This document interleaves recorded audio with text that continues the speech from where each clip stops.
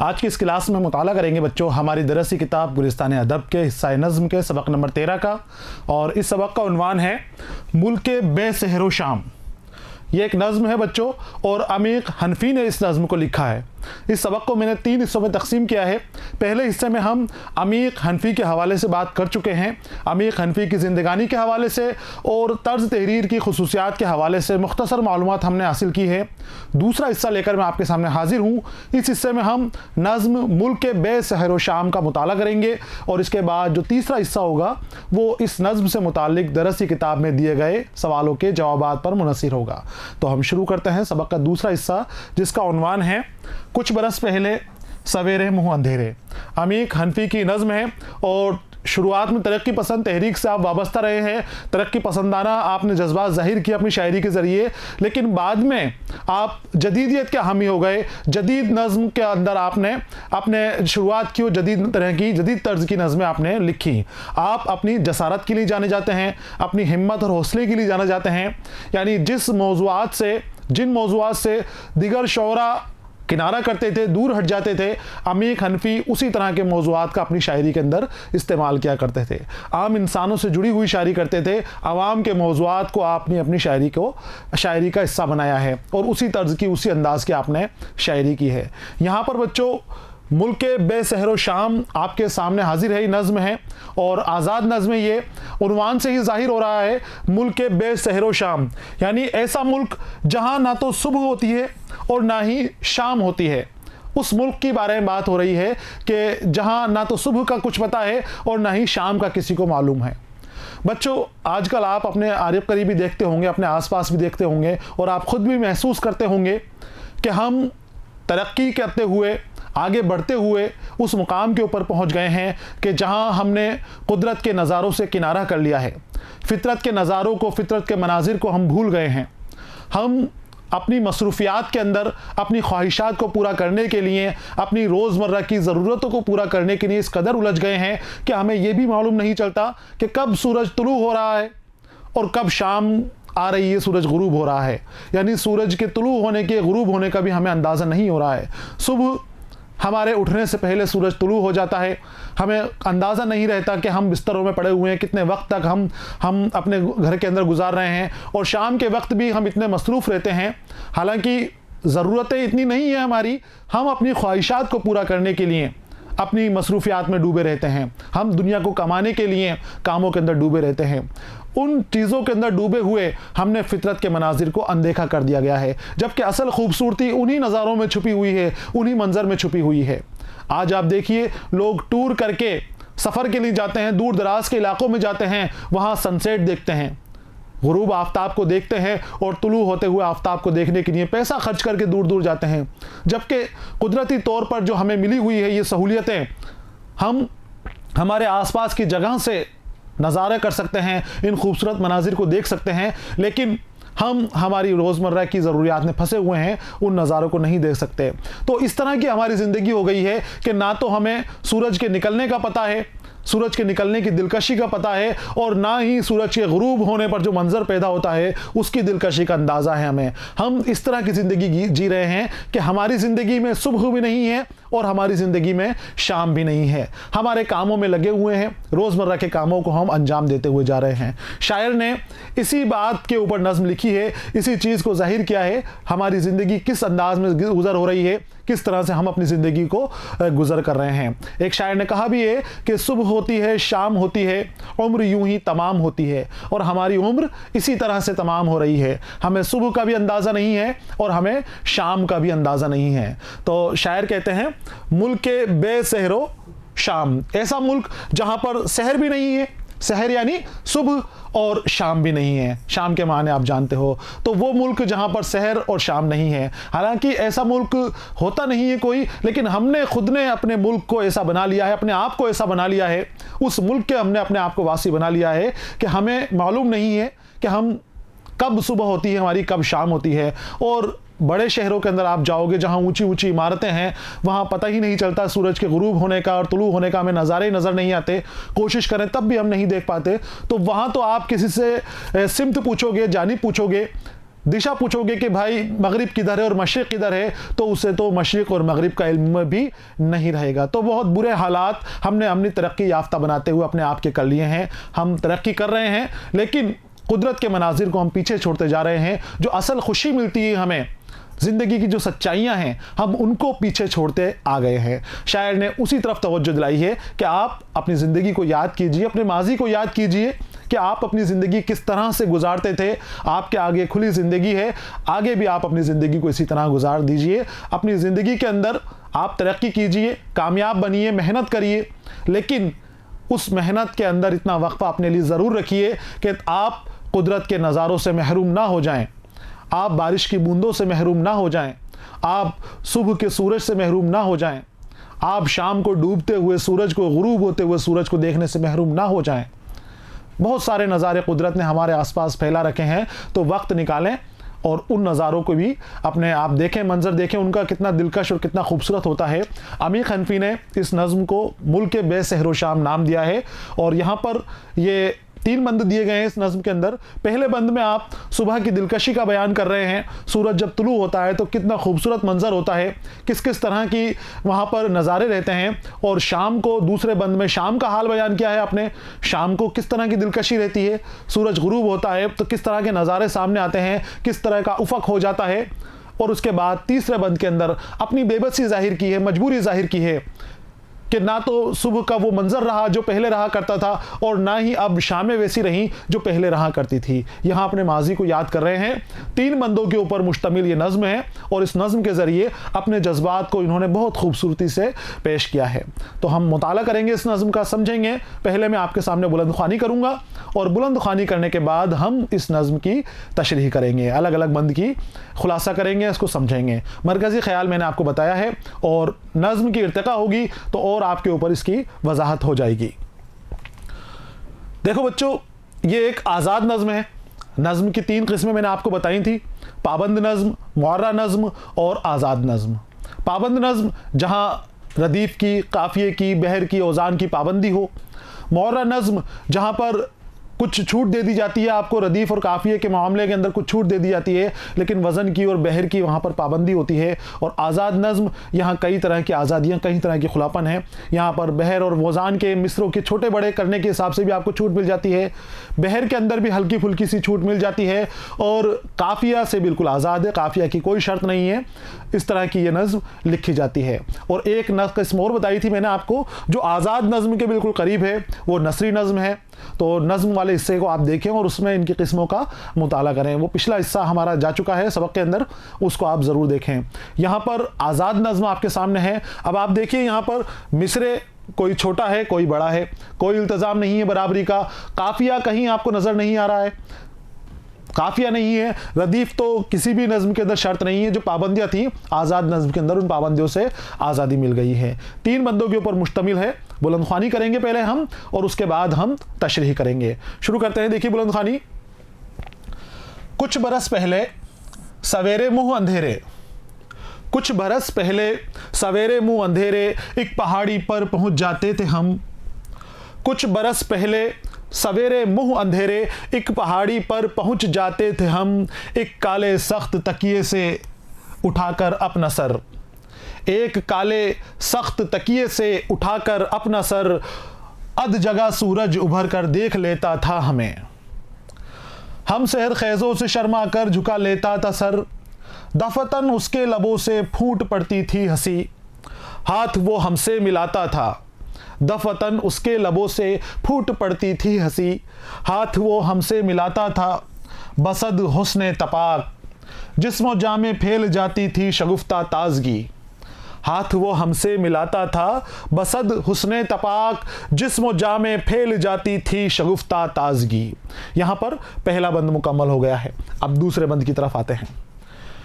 पहले बंद में सुबह का नज़ारा पेश किया है, सुबह के हालात बयान किए हैं और दूसरे बंद के अंदर शाम का मंजर पेश किया जा रहा है आपके सामने। शाम के जो हालात रहते हैं, शाम को जो दिलकशी रहती है सूरज की, वो बताई गई है। झील के किनारे से इसका याद कर रहे हैं। देखिए, शाम को जब झील के पानी में डाले अपने पाँव, दायरा दर दायरा मौजें उठा देते थे हम। तब थका मांदा उनिंदा मुज़महिल सूरज अपने ख्वाबिस्तान में रूपोश हो जाने से कब्ल। तब थका मांदा उनिंदा मुज़महिल सूरज, मुज़महिल यानी थका हुआ, जो दिन भर का काम करने के बाद परेशान हो जाता है, शाम को उसको आराम चाहिए, उस तरह के हालात के लिए मुज़महिल का इस्तेमाल किया जाता है। तो मुज़महिल सूरज अपने ख्वाबिस्तान में रूपोश हो जाने से कब्ल मुस्कुराकर हमसे कहता शब बखैर, और चल पड़ते थे हम सब अपने घर। अपने दिल के दायरा दर दायरा मौजों में सूरज घेर कर, अपने दिल के दायरा दर दायरा मौजों में सूरज घेर कर। यहाँ दूसरा बंद मुकम्मल हो गया है। अब तीसरे बंद की जानिब आते हैं। तीसरे बंद में अब अपनी बेबसी जाहिर कर रहे हैं, अपने माजी को याद कर रहे हैं पहले दो बंद के अंदर, और तीसरे बंद के अंदर अब अपनी बेबसी जाहिर कर रहे हैं। क्या है देखिए, और अब सवालिया निशान यहां पर दिया गया है कि अब के हाल के, और अब क्या होता है देखिए। अब तो ये भी याद रखना है मुहाल, किस तरफ पूरब है पश्चिम है किधर, कब उगा करता है सूरज और कब जाता है डूब, किसको बिस्तर में पता किसको दफ्तर में खबर, किसको बिस्तर में पता किसको दफ्तर में खबर। यहाँ हमने बुलंदखानी की है नज़्म की। अब हम इसको समझेंगे, अलग अलग अशार के जो बंद दे रखे हैं इसके, इस बंद को मिसरों को अलग अलग तरीके से हम समझेंगे कि क्या कह रहे हैं। हालांकि बहुत आसान नज़्म है, ज़्यादा आपको मुश्किल नहीं आनी चाहिए इस नज़्म के अंदर, आसानी के साथ ही आपको इसको समझना है। कहते हैं कि कुछ बरस पहले सवेरे मुंह अंधेरे, अपने माजी के बारे में बात कर रहे हैं शायर, और अपने माजी को यानी गुजरे हुए वक्त को याद कर रहे हैं, यानी अपने बचपन को, या वो दिन होंगे नौजवानी वाले जब ये शरारतें किया करते थे, सूरज की तरफ तवज्जो दिया करते थे, कुदरत के मनाजिर को देखा करते थे। लेकिन जैसे जैसे इनकी वक्त गुजरा, इनकी उम्र ज़्यादा हुई, तो इनके ऊपर जिम्मेदारियों का बोझ आ गया। अब अपनी जिम्मेदारियों की वजह से ये मसरूफ़ हो गए, दुनियादारी के कामों के अंदर ये मसरूफ़ हो गए, और अब ये उस तरह की ज़िंदगी नहीं जी पा रहे हैं जिस तरह की जवानी के अंदर या जिस तरह की ज़िंदगी ये बचपन में जिया करते थे। आज आपको वक्त मिला हुआ है, आप आज फुर्सत के अंदर है, कोई मसरूफियात कोई जिम्मेदारी आपके ऊपर नहीं है। आज आप जो ज़िंदगी जी रहे हैं, कल आने वाले वक्त के अंदर आप अपनी ज़िंदगानी को याद करेंगे, आप अपने इन दिनों को याद करेंगे, और आप सोचेंगे कि वो दिन भी कितने खुशनुमा थे, वो दिन भी कितने दिलकश थे। शायर भी अपने पुराने दिनों को, गुजरे हुए दिनों को याद करते हुए कहते हैं कि कुछ बरस पहले सवेरे मुंह अंधेरे, कुछ बरस पहले हम सवेरे मुंह अंधेरे, सुबह सादिक के वक्त, फज्र के बाद का वक्त, जब अभी सूरज नहीं निकला है, अंधेरा हुआ है, लेकिन शुरुआत हो गई है, अंधेरा खत्म होने वाला है, सवेरे की शुरुआत है, तो हम मुंह अंधेरे एक पहाड़ी पर पहुंच जाते थे। हम मुंह अंधेरे हम एक पहाड़ी के ऊपर पहुंच जाते थे, जो इनके घर के नज़दीक ही है, करीब ही है, उस पहाड़ी के ऊपर ही चले जाते थे। एक काले सख्त तकिए से उठाकर अपना सर, एक काले सख्त तकिए से, जो ये तकिया होता है सर के नीचे सराहना लगाते हैं, इसको छोड़ देते थे। वो आराम की चीज़ है, लेकिन ये आराम की चीज़ भी इनको पसंद नहीं है, वो नर्म गद्देदार गद्दा भी इनको पसंद नहीं है, आरामदेह बिछोना भी इनको पसंद नहीं है, वो आरामदेह तकिया भी इनको पसंद नहीं है। उससे सर उठाते थे, तैयार हो जाते थे, उठ खड़े होते थे, और फिर सुबह के नज़ारे लेने के लिए पहाड़ पर चले जाते थे। एक काले सख्त तकिए से उठाकर अपना सर, अध जगह सूरज उभर कर देख लेता था हमें। ये पहाड़ के ऊपर चले गए, अब सूरज के तुलू होने का इंतजार कर रहे हैं। अध जगह सूरज, यानी ऐसा लग रहा है कि हम सूरज के पास उससे पहले चले गए, उसके जागने से पहले चले गए। अब जैसे हम किसी सोए हुए शख्स के पास जाते हैं और उसको देखते हैं, तो उसको एहसास हो जाता है कि कोई हमें देख रहा है, तो वो बिस्तरों से अपना मुंह निकाल कर देखता है, तो अध जगह सी हालत में होता है। सूरज भी ऐसा लग रहा है इनको कि जैसे अध जगह सूरज उभर कर देख लेता था हमें। हल्का सा सूरज अभी निकला है, अभी पूरा तुलू नहीं हुआ है, नज़ारा सूरज का शुरू हुए हैं, दिखना शुरू हो गया है, तो ऐसा लग रहा है कि सूरज इनको अपने निकल कर देख रहा है, बिस्तरों से बाहर निकल कर देख रहा है कि कौन मुझे देखने आया है।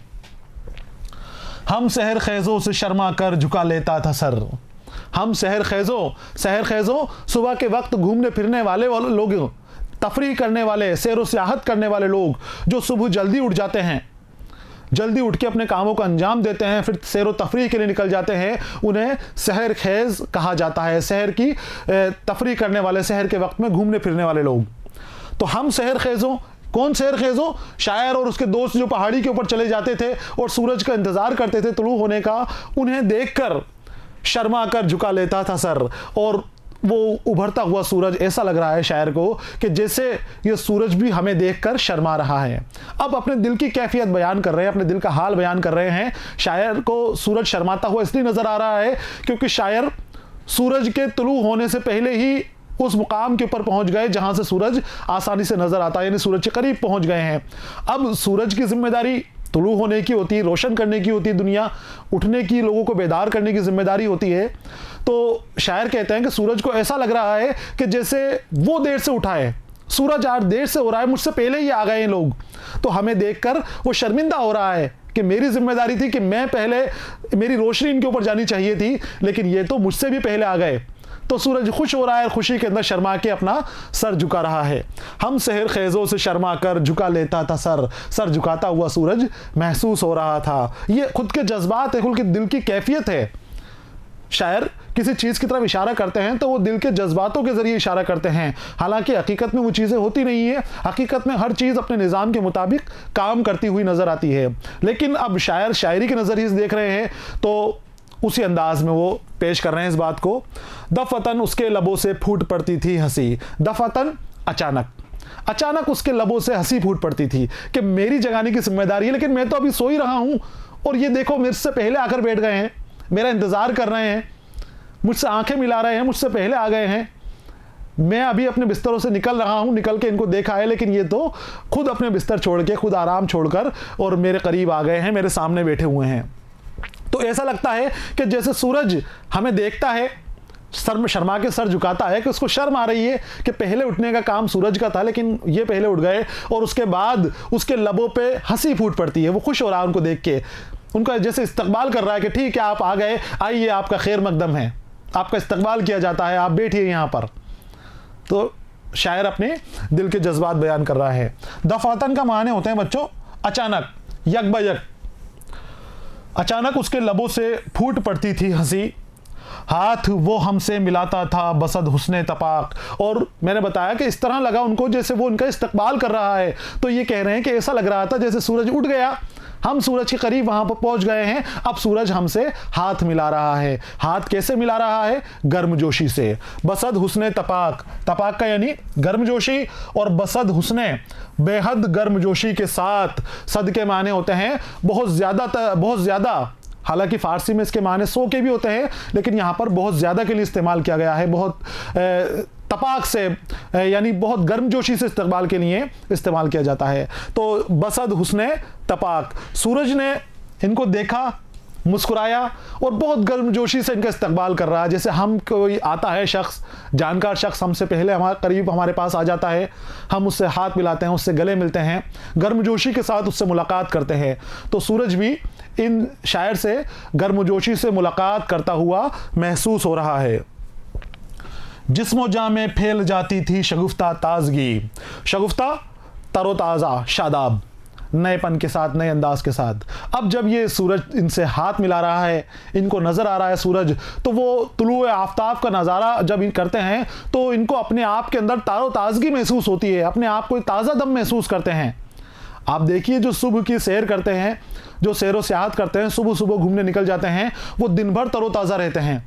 सुबह जल्दी उठने वाले, सुबह जल्दी उठ के अपनी इबादत से फारिग होने वाले और उसके बाद जो सैर व सियाहत के लिए निकलते हैं, तो पूरा दिन उनका अच्छा जाता है, ताजगी से भर जाता है पूरा दिन। तो यहाँ पर शायर कहते हैं कि हम सूरज से पहले उस पहाड़ पर चले गए, सूरज का नज़ारा हमने किया, सूरज को देखा और उसके बाद हम ताजगी से भर गए और हमारा पूरा दिन ताजगी से भरा रहा, शगुफ्ता ताजगी से भरा रहा। जिस्मो जाँ में फैल जाती थी शगुफ्ता ताजगी। इसीलिए सुबह उठने की ताकीद की जाती है, सुबह सैर व सियाहत करने की ताकीद की जाती है। बताया जाता है, फ़ायदे बताए जाते हैं आपको सुबह की सैर के। जब आप सुबह निकलेंगे तो बहुत सारे फ़ायदे उसके अंदर होते हैं, दिन भर आपको ताजगी मिलती है। तो शायर कहते हैं कि उस वक्त अपने माजी के अंदर हम सुबह सवेरे निकल जाया करते थे, सूरज के नज़ारे करते थे, सूरज को तुलू होता हुआ देखते थे, सैर करते थे और उसके बाद अपने कामों के अंदर तरोताज़ा होकर लग जाया करते थे। तशरीह से पहले बच्चों सयाक व सबाक दिया गया आपके लिए, यानी हवाला अगर आपको दिया जाएगा तो इस तरह से आपको देना है। बंद का हवाला दिया जाए, खुलासा पूछा जाए, आपसे इस नज़्म का खुलासा पूछा जाएगा तो खुलासा आप बताएंगे।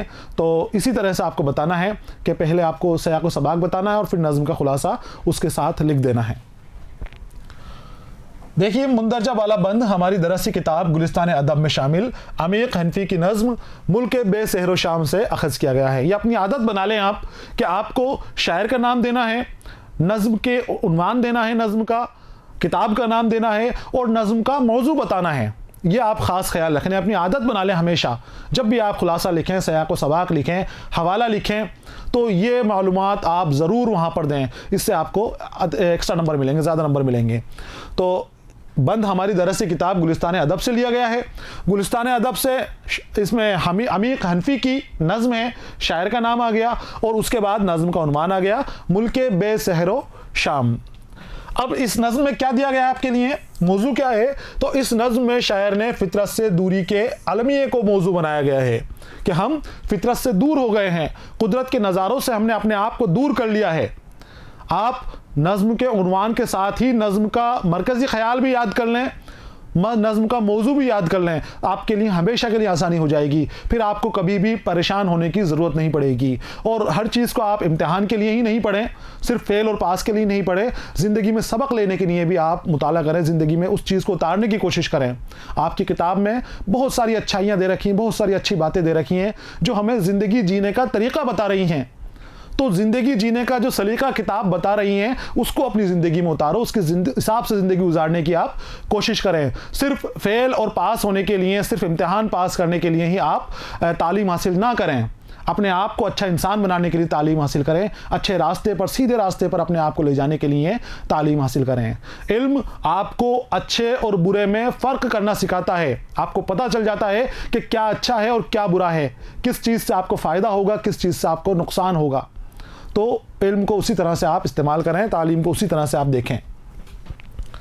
तो कुदरत के नज़ारों से, जो फितरत के नज़ारों से हम दूर हो गए हैं, उसके इल्मिये को इस नज़्म का मरकज़ी ख़याल बनाया गया है, मौजू बनाया गया है और इस बात की तरफ तवज्जो दिलाई है कि ज़माने की ज़रूरतों और तकाज़ों ने हमें ऐसी कई चीज़ों से महरूम कर दिया है जिनसे हम रूहानी मसरत हासिल करते थे। हम हमारी ख्वाहिशात के पीछे भाग रहे हैं, हमारी ज़रूरियात के पीछे भाग रहे हैं। और मैं आपको बता दूँ कि ज़रूरियात ज़्यादा नहीं होती, ज़रूरत हमारी एक दिन के काम में, थोड़े से काम में हमारी पूरी हो जाती है। बड़ा मुद्दा है ख्वाहिशात का कि हम ख्वाहिशें किस तरह की रखते हैं। हमारी ख्वाहिशें ही हमें मसरूफ़ करती हैं, हमारी ज़रूरियात हमारा मसरूफ़ नहीं करती। 2 वक्त की रोटी कमाने के लिए आप मसरूफ़ नहीं होंगे। आप सुबह से लेकर शाम के वक्त के अंदर अपने लिए खाने पीने का इंतज़ाम कर लेंगे, अपने लिए कपड़े और अपने जो ज़रूरियात हैं उनका इंतज़ाम कर लेंगे, लेकिन अपनी ख्वाहिशों की तकमील के लिए आप दिन में भी काम करेंगे, रात में भी काम करेंगे, 24 घंटे काम कर लें, तब भी आप अपनी ख्वाहिशें पूरी नहीं कर सकते। तो ख्वाहिशों को तर्क करें, ख्वाहिशों को कम करें और जो ज़रूरियात है उसके मुताबिक कामों को अंजाम दें। आपको ये समझना है, सीखना है और अपने दोस्तों को, इस तरह के लोग आपको नज़र आते हैं जो अपनी ख्वाहिशों की तकमील के लिए अपनी दुनियादारी ख़त्म कर रहे हैं, दुनिया के नज़ारों से महरूम हैं, कुदरत के नज़ारों से महरूम हैं, उनको तवज्जो दिलाएं इस तरफ और उनको बताएं, सीधे रास्ते पर लाने की आप कोशिश करें। तो ये इनका सयाक़ व सबाक़ आपको लिख लेना है, खुलासा, हवाला सभी के अंदर आपको ये लिखेंगे और खुलासे के अंदर नज़्म के अंदर जो तशरीह है उसे भी आपको जोड़ना है। तो पहले बंद की तशरीह बच्चों, नज़्म के पहले बंद में अमीक हनफी अपने माजी को याद करते हुए तुलूए आफ्ताब के दिलकश मंजर का जिक्र कर रहे हैं। वो कहते हैं कि कुछ बरस पहले मैं अपने साथियों के साथ सवेरे उठकर पहाड़ की सैर के लिए और पहाड़ की सियाहत के लिए चला जाया करता था और ताज़ा दम रहा करता था। हम सूरज के तुलू होने के खूबसूरत मंजर का लुत्फ़ उठाया करते थे। तुलू होता खूबसूरत सूरज खुद हम सहर खेज़ों का गर्मजोशी से इस्तकबाल करता हुआ महसूस होता था। हमें यूँ तो लगता था जैसे सूरज हमें देखकर हंस रहा है, ऐसा लगता था कि हम खुद वहाँ पर सूरज के लिए खड़े हुए हैं और सूरज हमारा इस्तकबाल कर रहा है, हमारे देखकर हंस रहा है और हमें गर्मजोशी से अपने पास बुला रहा है, हमसे हाथ मिला रहा है, हमें गले मिला रहा है। तो सूरज हमारे करीब नज़र आता था। उस वक्त हम जिस्म जान से तरोताज़ा हो जाया करते थे और एक अलग ही खुशी की लहर हमें खुद में दौड़ती हुई मालूम होती थी। तो जब सुबह उठेंगे, सुबह के वक्त आप सैर व सियाहत करेंगे तो खुशी आपको मिलेगी, तरोताज़गी आपके जिस्म के अंदर और आपकी जान के अंदर आ जाएगी। ये पहले बंद की तशरीह है। तशरीह करने का तरीक़ा मैं आपको बार बार बताता हूँ कि बंद को समझें, जो मैं समझा रहा हूँ आपको उसको समझें और उसके बाद खुद ब खुद लिखने की कोशिश करें। नकल करने की कोशिश तभी करें कि जब आप कहीं रुक जाएं, कहीं कोई परेशानी आए, मुश्किल आए, तब आप इस तरह की तहरीरी शक्ल में जो तशरीह है उसको लिखें। उससे पहले आप खुद लिखने की कोशिश करें। आगे आते हैं नज़्म के दूसरे बंद की तरफ। पहले बंद के अंदर शायर सुबह का हवाला दे रहे हैं, सुबह के वक्त की बेचैनी बता रहे हैं, सुबह के वक्त जो पहाड़ों पर जाया करते थे वो नज़ारे बता रहे हैं। अब दूसरे बंद के अंदर शाम के वक्त का बयान है। जिस तरह का सुबह का वक्त खूबसूरत होता है, निकलता हुआ सूरज खूबसूरत होता है, दिलकशी पैदा करता है, दिलकश नज़ारा बनाता है, उसी तरह से गुरूब आफ्ताब भी दिलकश नज़ारा पेश करता है। डूबता हुआ सूरज भी बहुत खूबसूरत लगता है। मैंने आपको बताया कि सनसेट के लिए दूर दूर लोग जाते हैं, बहुत सारा पैसा खर्च करके दूर दूर जाते हैं, समंदर के किनारे जाते हैं और वहाँ पर डूबता हुआ सूरज देखते हैं, गुरूब होता हुआ सूरज देखते हैं। पहाड़ों के ऊपर जाते हैं और वहाँ सनसेट के नज़ारे करने जाते हैं। तो आपको ये फ्री में मिली हुई चीज़ें हैं। आप चाहें तो अपने घर से भी डूबते हुए सूरज का नज़ारा कर सकते हैं, लेकिन वक्त होना चाहिए। अपनी मसरूफियात को तर्क कीजिए और कुछ वक्त कुदरत के नज़ारों के लिए भी निकालिए। दूसरे बंद में गुरूब होते हुए सूरज की बात कर रहे हैं। वो कहते हैं कि सुबह के वक्त तो हम पहाड़ों पर चलाए जाया करते थे और शाम के वक्त झील के किनारे हम जाया करते थे। शाम को जब झील के पानी में डाले अपने पाँव, दायरा दर दायरा मौजें उठा देते थे हम। ये कहते हैं शाम के वक्त हम झील के किनारे चले जाया करते थे, झील के पानी के अंदर अपने पाँव डाल लिया करते थे और हमारे पाँव की हरकत की वजह से, हमारे पानी में पाँव डालने की वजह से पानी के अंदर दायरे पैदा होते हैं। दायरे यानी सर्कल्स। आप पानी के अंदर कोई चीज़ डालेंगे तो उससे सर्कल पैदा होंगे, दायरे पैदा होंगे, और वो दायरे दर दायरे यानी दायरों के अंदर दायरे, दर यानी अंदर में, दायरे में दायरे पैदा होते रहते हैं झील के अंदर जब हम बैठते हैं। तो शाम को जब झील के पानी में डाले अपने पाँव, दायरा दर दायरा मौजें उठा देते थे हम। दायरा दर दायरा मौजें, पानी की लहरें इनके पैरों से जो पानी में डाले हुए हैं पैदा हो जाती थी। तब थका मांदा उनिंदा मुज़मिहिल सूरज अपने ख्वाबिस्तान में रूपोश हो जाने से कब्ल। और जब ये शाम को बैठे हुए हैं, लहरें अपने पाँव से उठा रहे हैं, झील के पानी के अंदर लहरें उठ रही हैं, उस वक्त थका मांदा सूरज वापस अपने छिपने की जगह के ऊपर जाता था। दिन भर के थके काम करने के बाद जिस तरह हम थक जाते हैं, तो शायर को सूरज भी थका हुआ महसूस हो रहा है। ऐसा लग रहा है कि जैसे सूरज दिन भर काम करने के बाद अब उनिंदा सा हो गया, नींद आ रही है, उसको आराम की ज़रूरत है। अब वो अपने घर जाएगा, रात भर आराम करेगा और फिर वो दोबारा नए सिरे से ताजगी के साथ सुबह बेदार होगा। ऐसा शायर को महसूस हो रहा है। लेकिन मैंने आपको बताया कि सारी चीज़ें अपने निज़ाम के मुताबिक काम कर रही हैं। सूरज कभी थकता नहीं है, उसकी जो जिम्मेदारी है, उसका जो निज़ाम है, उसी के मुताबिक वो काम कर रहा है। तब थका मांदा उनिंदा, उनिंदा जिसमें नींद भरी हुई हो, नींद आ रही है, और मुज़मिहिल, मुज़मिहिल के माने होते हैं निढाल, दिन भर के काम काज से थक गया है, थका हुआ भी मुज़मिहिल कहलाता है। और उनिंदा अध जगह, नींद आ रही है अब सूरज को, शाम का वक्त है, अब वो जाना चाहता है अपने घर, गुरूब होना चाहता है। थका मांदा उनिंदा मुज़मिहिल सूरज अपने ख्वाबिस्तान में रूपोश हो जाने से पहले। ख्वाबिस्तान ख्वाबों की सरजमीन, जहाँ पर हम ख्वाब देखते हैं, वो दुनिया, नई दुनिया, एक अलग दुनिया, जहाँ हम सोने के बाद उस दुनिया में पहुँच जाते हैं, वो हमारी ख्वाबिस्तान है, वो ज़मीन है, वो जगह है जहाँ हमारे ख्वाब पोशीदा हैं। तो सूरज भी अपने ख्वाबिस्तान में जाना जाता है। ये सोने की जगह के लिए भी कहा जाता है और ख्वाबों की दुनिया के लिए भी ख्वाबिस्तान का इस्तेमाल किया जाता है। रूपोश यानी गायब होना, छिप जाना, और कब्ल का माने है पहले। अपने ख्वाबिस्तान में रूपोश हो जाने से कब्ल मुस्कुराकर हमसे कहता शब बखैर। हम शाम को भी सूरज के सामने बैठे हुए हैं, सुबह भी हम सूरज का नज़ारा करते हैं, तो सूरज सुबह भी हमें सुबह बखैर बोलता था, और रात को जब जा रहा है तो सोने से पहले, जाने से पहले हमें बाय कर रहा है, हमें शब बखैर कर रहा है, और फिर अपने ख्वाबिस्तान की तरफ चला जाता है, गुरूब हो जाता है, नीचे डूब जाता है। मुस्कुराकर हमसे कहता शब बखैर, यानी तुम्हारी रात खैरियत के साथ गुजरे। ये दुआ होती है शब बखैर, सुबह बखैर, सुबह के लिए, और शब बखैर रात के लिए इस्तेमाल की जाती है। अब जब हमने सूरज का नज़ारा कर लिया है, सूरज को गुरूब होते हुए देख लिया है, अब रात का वक्त आ गया है, हम फिर से एक नए जोश के साथ भर गए हैं और चल पड़ते थे हम सब अपने घर। झील के अंदर हम सूरज को डूबते हुए देख रहे हैं, गुरूब होते हुए देख रहे हैं। अब सूरज गुरूब हो गया है, हम भी अब अपने घरों की तरफ लौट पड़े हैं, आ गए हैं। अपने दिल की दायरा दर दायरा मौजों में सूरज घेर कर, अपने दिल की दायरा दर दायरा, दायरा दर दायरा मौजें, अपने दिल की मौजें, इन मौजों में भी सूरज घेर कर। कौन सा सूरज घेर कर? कि फिर सुबह नई उम्मीद आएगी, नई रोशनी आएगी। जो खुशियां हैं, जो सूरज के देखने से जो नज़ारों को इनको राहत मिल रही है, उस राहत को ये अपने दिल में समेटे हुए, उस मंजर की खूबसूरती को ये दिल में समेटे हुए अब अपने घर की तरफ जा रहे हैं। दूसरे बंद के आखिरी मिसरे में कहते हैं कि अपने दिल की दायरा दर दायरा मौजों में सूरज घेर कर। अब वो सूरज तो डूब गया, लेकिन ऐसा लग रहा है कि वो सूरज हमारे दिल में पेवस्त हो गया है, अब वो हमारे दिल में पोशीदा हो गया है। वो खूबसूरत नज़ारा इनको अपने दिल में उतरता हुआ महसूस हो रहा है। ये खुश हो गए हैं, दिल खुश हो गया है इनका। और दिल खुश होने के बाद उस सूरज के, डूबते हुए सूरज की यादों को संभाल कर शायर अपने घर की तरफ आ जाया करते थे। यहां पर दूसरा बंद मुकम्मल हो गया है। दूसरे बंद की हम तशरीह करेंगे। नज्म के इस बंद में शायर सूरज के गुरूब होने की दिलकशी का जिक्र कर रहे हैं। शाम के वक्त हम झील में पांव डाले गुरूब होते सूरज को देखा करते थे। ये अब शाम के मंजर का बयान कर रहे हैं।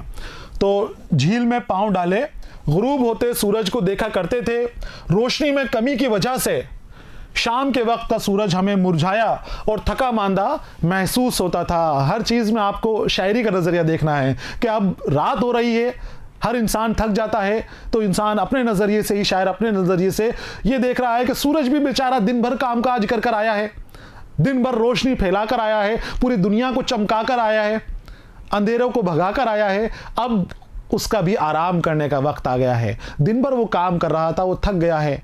सुबह अपने काम के ऊपर निकला था और शाम को आराम के वक्त वो अपने जगह के ऊपर आ गया है, वापस अपना आराम करने वाली जगह के ऊपर चला गया है। हमारे पाँव की हरकत की वजह से झील के पानी में पैदा होते दायरों की छोटी छोटी मौजें भी खूबसूरत मंजर बनाती थी। जो दायरे बन रहे हैं, उन दायरों की जो मौजें हैं, छोटी छोटी मौजें, वो भी खूबसूरत मंजर बना रही हैं। गुरूब होते सूरज को देखकर यह एहसास होता था कि सूरज रूपोश होने से कब्ल हमें मुस्कुराकर शब बखैर कह रहा है। और गुरूब आफताब के इन खूबसूरत नज़ारों को अपने दिल में समेट कर, उन यादों को अपने दिल में समेट कर शायर कहते हैं कि हम वापस अपने घर की ओर लौट आते थे। सुबह का नज़ारा भी बड़ा खूबसूरत होता है, वो भी शायर ने किया है। और शाम के नज़ारे वो भी बहुत खूबसूरत होते हैं। गुरूब आफ्ताब के नज़ारे भी बहुत खूबसूरत होते हैं, वो भी शायर ने करे हैं नज़ारे, देखे हैं उन चीज़ों को।